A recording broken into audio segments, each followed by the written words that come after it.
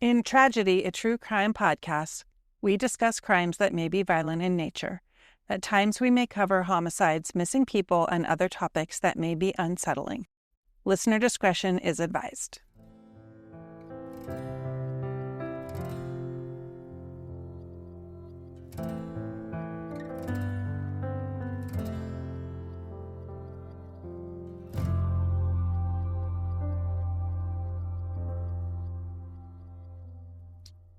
In episode 8 of Tragedy, a true crime podcast, we had the opportunity to interview Teresa Rogers. And Teresa is Ian Rogers' mom, and we're grateful that she took time out of her day to speak with us about Ian. Good evening, Teresa. Good evening. Hey, Michael, you're here too. Yeah, it's Just say hi. hello. Hello. Sorry about that. Listeners, you may recognize Michael's voice is a little bit different. He has been suffering from some sinus stuff, but I promise you it is him. He just has a little different voice. It's true. All right. So, Teresa, we'll just jump right into it. Tell us about Ian. What would you like us to know about Ian? Ian is funny. He's adventurous. He plays drums. He's awesome on the drums. He taught himself. He and his buddy in 6th grade, I think, got together and he made his first set of drums out of 5-gallon buckets and duct tape. He loves physics and space, and he's extremely talented. He works in construction, and he's very talented building houses. He built my house, and creative. Yeah. So he's a really neat person, and he's funny. He's just really funny, and he's one of those people that walks into a room and it lights up. That's Ian. Sounds like he has a lot of creativity in a lot of different areas, musical creativity, like kinesthetic creativity with construction and all those kinds of things. So that's really neat. It is. So thank you for sharing about Ian. Tell us about the day he disappeared, about your experience and what you know about his path, like his path of travel that day. Okay. Well, at first he came over to my house. I guess it was about 7:30 in the morning, and he was going to get some tools out of one of the sheds that I have. So I didn't even talk to him. I was on my way to work, but as I was pulling out, I saw him out by the shed, getting his tools and things out. My understanding is he went in the house and he talked to his brother, and then he came out and he left, and he called me, and it was about 9:00 by that time, and he was just on his way to work, and just pulling out of the driveway and on his way to work, and he said, goodbye, and I love you, and off he went. And that was the last time that I spoke with him. Mm-hmm. His brother spoke with him around 11 about some cigarettes. But that was the last time any of us, texted or spoke with him. The next time nobody could get in touch with him. Of course, nobody knew where he was. And the next thing that I had heard was that the tag on the truck that he was in, had gotten taken of it up in Tallahassee. And, that was basically the last time that I heard, anything about him. And am I right in understanding that the work that you believe he was doing was in Killarn? Yes. That's where I was told that he was working. Okay.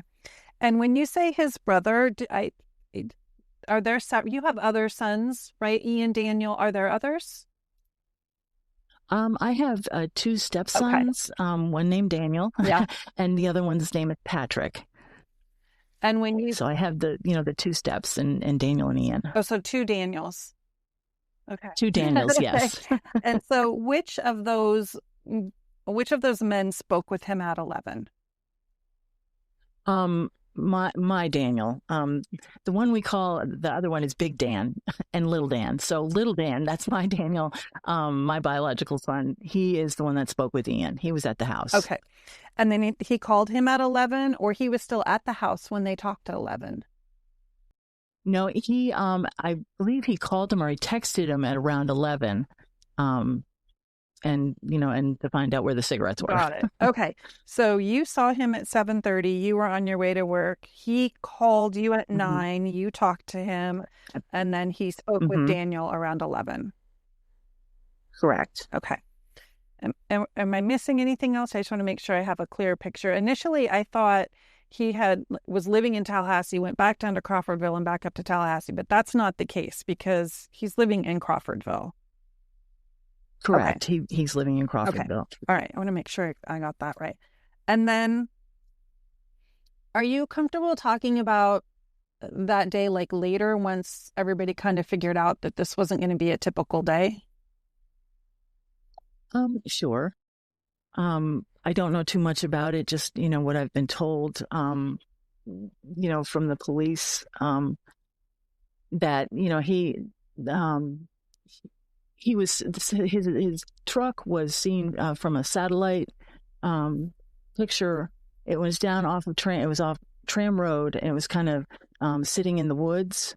I don't know if Ian was in it. I don't know who was in it. His phone was pinged last in that area. Sometimes he would just go and sit, because he was the kind of person that needed to kind of like drop back and punt, yes. And, in life, just kind of, take it easy. And so he would go there and, and do that. That's as far, as I know. Ian, did smoke pot, so he very well may, have been doing that. I don't know. Just to, I guess, kind of relax. Yeah. But he wasn't, he wasn't at work, which is really odd because he had gotten a new position with his job. The truck that he was in, he had just gotten it on Thursday. The boss had gotten it for him, was letting him use it, for work and everything. And a really good position, a pay raise and everything. And his son's birthday was the next day. So I don't understand, I just don't understand why he wasn't at work and, and the way things went. Yes. You answered a lot of questions that I was actually going to ask you later on as far as the truck. Do you know, it sounds like the truck was registered to that job that he was working for, the company, right? Correct. Do you recall the name of the company? I believe it's Spartan. I think it's Enterprises, but I know the name is Spartan. Okay. And I thought of one more question. I just lost. Oh, did he ever make it to the work site? No, he never did. He called and said he was going to be late. But he never made it there. Okay. Do we know what time he called? I am not 100% sure about that. I thought it was around 11, the same time he talked to his brother, but I'm not 100% sure about that. So he was several hours late to work unless he was working a later shift. Correct. This is all very helpful. Okay. You talked about things that were going really well. You said he had just gotten a new job, a raise, the new work truck. So I would imagine that, in the days and weeks leading up to his disappearance, he probably was pretty upbeat, right? Things were going in the right direction, it sounds like. It seemed to be whenever I saw Ian, he was upbeat. He's one of those people, he could hide things, very, very well. So if anything was really, bothering him, he wouldn't have shared that with me, unfortunately. I'm his mother. But, everything seemed to be going, his way. And, so because people have asked, well, maybe he just, left. And, okay.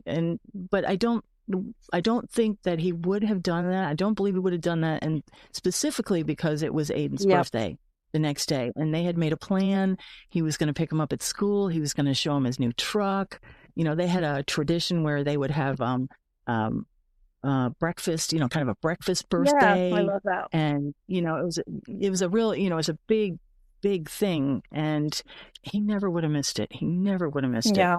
And they were having a party on Saturday, and he just never would have missed that. I know he wouldn't have. Yeah. Did he follow a pretty strict routine? Like, did he always go to work roughly at the same time, maybe a different site, but fairly routine just in general? Or was the work more kind of hit or miss?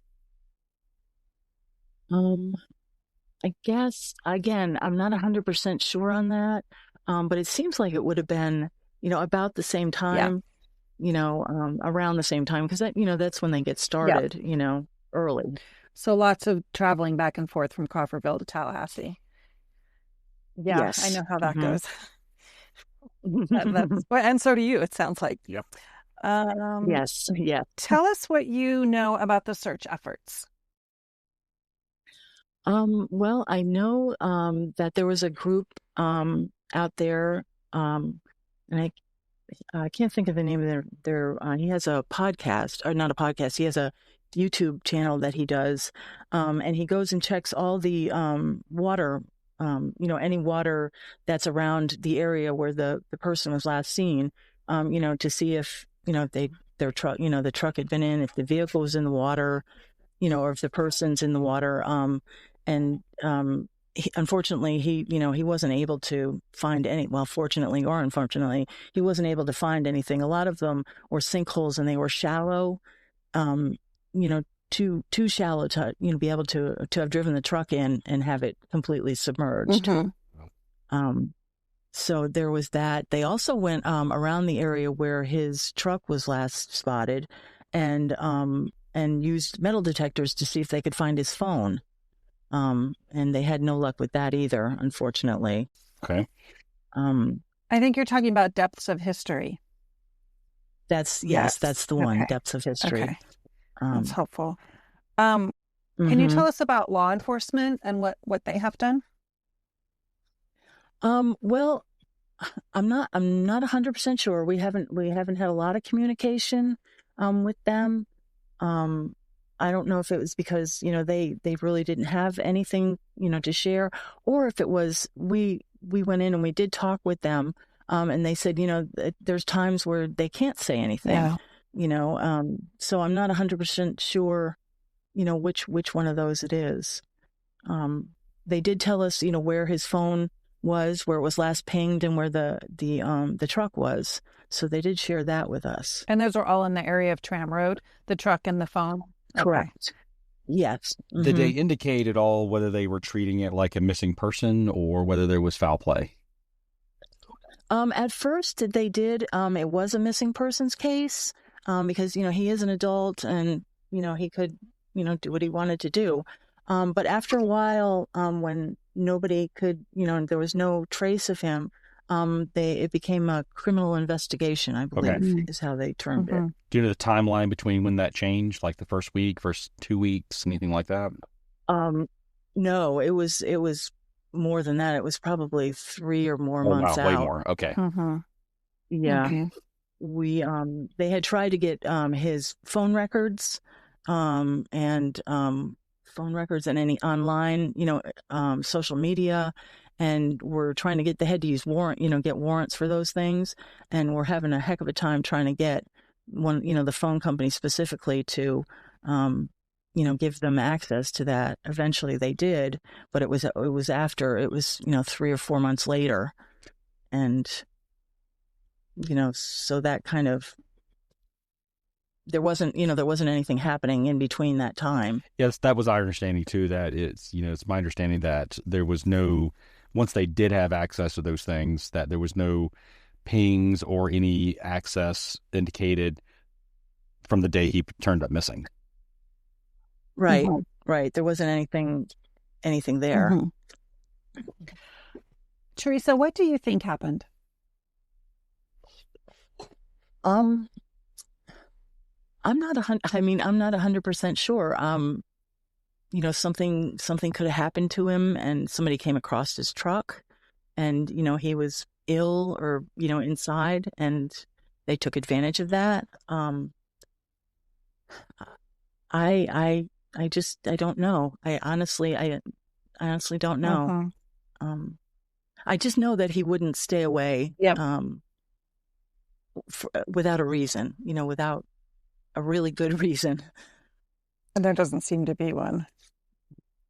No, there doesn't. Was there anybody or any groups of people that you knew or possibly knew that maybe didn't like him? No, not that I know of. Ian was just, he was one of those people that people, kind of gravitated towards. I can't think of anybody that didn't like him. And you all had a good relationship as a family, all the brothers and stepbrothers and Daniels, and everybody got along? Yes, we did. We had our disagreements, of course, but for the most part, we all got along. We were family, and that, that's another thing that I don't believe that he would ever not let me know he was okay. Mm-hmm. He always did. He always let me know if he was okay. Mm-hmm. And he hasn't. And so. Yeah, the birthday thing to me is particularly interesting because, obviously whenever you start looking at missing person cases, there's lots of, documented evidence where people just walk away from their lives. And right. You can usually find that situation. They were already kind of a black sheep. They felt disconnected. They felt like there wasn't anything. So they gave up, or they walked away from a family they didn't care about or didn't want to be involved anymore. Right. And that just doesn't sound like the situation here. Mm-mm. So I have a hard time buying into a walk away theory. Yeah, no, I don't believe he would have done that to specifically, even if it wasn't me. He would not have done that to Aiden. There is no way that he would have left him like that. Right. Mm-hmm. There's no way. Mm-hmm. Yep. So who else would be good for us to reach out to? Who else can paint Ian's picture and tell his story? I believe Aiden's mom, Kelly, would be a great one to talk with. I don't know, if his boss, Joe, he might be, a day-to-day things about work. He may be able to share, with you. He's got a good friend, Dan, and they've been friends since high school. Another Dan? Another Dan. Yeah. I mean, and there's all. There were 6 at one time. I was going to say there's another Dan I have written down as well. Several Dans. Okay, so that's several Dans. Yes. Do you happen? Actually, I'll get his last name here in a minute. That Dan. So I can reach out to him. Is there anything that you thought of that popped into your head that we didn't ask you about that's important for us to know, or that you would like to share? Just that if there's anybody out there somebody has got to know something, people just don't disappear. Ian and I, it's funny because we were talking the previous day or over the weekend about how in the United States you can't just disappear anymore. There's lots of cameras and, different things like that. And then all of a sudden, he just disappeared, just out of, so I guess people can just disappear in the United States. It takes a lot of effort. I mean, that's one reason that's part of the reason this case has me worried, because to vanish like that, if you did it on purpose and you want it to vanish, there's a lot of work that goes into that and a lot of dedication to stay off the grid. Right. And you have to have a plan. You have to have money and a plan. And, you can't be driving around in a truck, because that people are looking for, because, the tag gets noticed, or, if somebody was selling it, the VIN number is there. So it takes a lot of planning and effort. You're right. Do you happen to have the VIN number to that truck? Has anyone talked about that? I think we can. I do not, but I'm sure that his boss can probably give that to you for sure. Okay. Yeah, we're going to track that down. Yeah. That you bring up a really good point. I agree. So yeah, I mean, and the other side is obviously the part we don't like talking about is, that something's happened to that person, and that's why all their social media, all their credit cards, all their bank accounts just freeze. Mm-hmm. Right. There's been no activity on any of those things. Mm-hmm.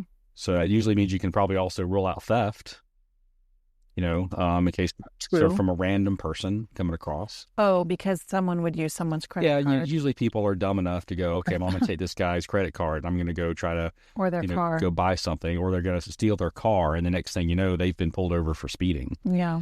or even having a tail light out because they can't drive. And, something we have learned about Wakulla County is a lot of people can't drive. It's one thing that we kind of made a joke about it Be careful. in our podcast, I know. the previous one, where it was like, every time we ran a background check, it was dozens of traffic violations. I was like, holy crap, be careful, guys. Careful driving in Wakulla. I did notice there's a stolen vehicle on his background report from September of 2024, but I'm pretty sure that's going to be the truck being reported stolen. Yes. In his name. Yeah, and I can tell you. I was like, oh, I know that's the truck, yeah. And I've read about this. It's not an uncommon practice when you have a missing vehicle to go ahead and just report it stolen. That way it bolos on all these different law enforcement agencies' radar. Yeah. And that's what Joe had to do up here in Tallahassee with the Tallahassee Police Department. He had to do it that way. And that makes sense. I've heard of that strategy before. Yeah. Right. So you're also crossing different lines. You reported him missing, which is why Wakulla County Sheriff's Office has it. However, the truck was reported stolen, probably out of Leon County, Tallahassee. Correct. And then we also know Florida Department, FDLE, is also working on the case. Speaking of them, we know they reached out to you regarding the skeleton that was found and some of the, some of their, I guess, concerns around that. Did you get any indication that that's a lead, or just that, it's just a just in case? Was it found in the area? Do you know anything about that?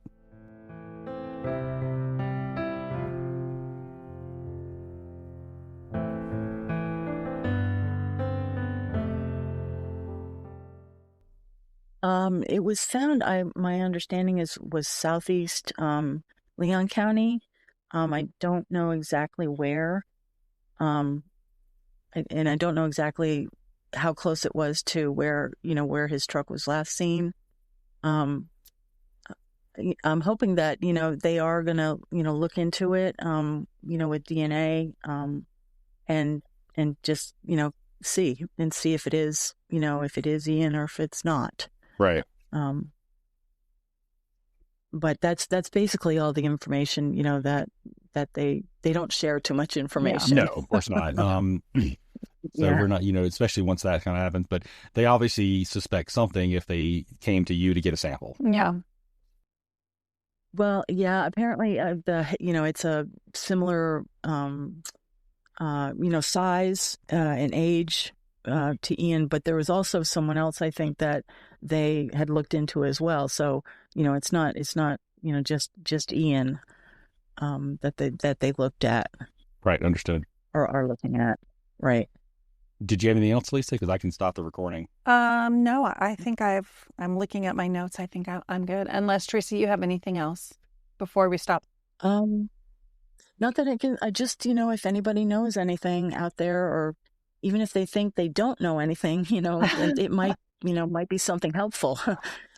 So, just give a call to, Wakulla County Sheriff's Office or y'all, and let's get him home where he belongs. Yes, you bring up a very good point and very well said. I did have a conversation with someone about our other case, and I was asking this person, had they reached out to the Wakulla County Sheriff, and they said no, they didn't really think it was anything. And I said, please, that's not your decision to make.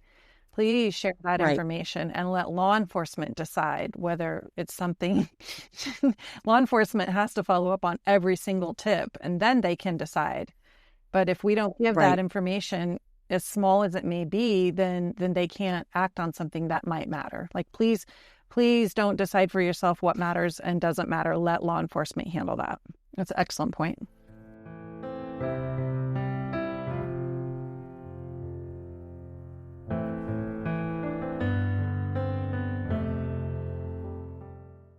Ian Rogers was last seen in Crawfordville, Florida, the morning of August 26, 2024. At the time, he was wearing a black hat, sunglasses, a blue long-sleeve dry-fit shirt, a white undershirt, tan cargo shorts, and brown work boots. Ian has a half tattoo on his right forearm, which consists of 2 gorillas and a salt shaker, a tribal tattoo on his left calf, and a scroll tattoo with the word Mom on his right calf. He was driving a white 2019 Dodge Ram truck, Florida license plate RSKU57, The truck is also missing. Ian told family, friends, and work colleagues he was on his way to work, but he never made it. If you have any information, please call the Wakulla County Sheriff's Office at 850-745-7100, or you can email us at tragedyaTrueCrimePodcast@gmail.com. Please join the Operation Bring Ian Rogers Home Facebook page to support Ian's family.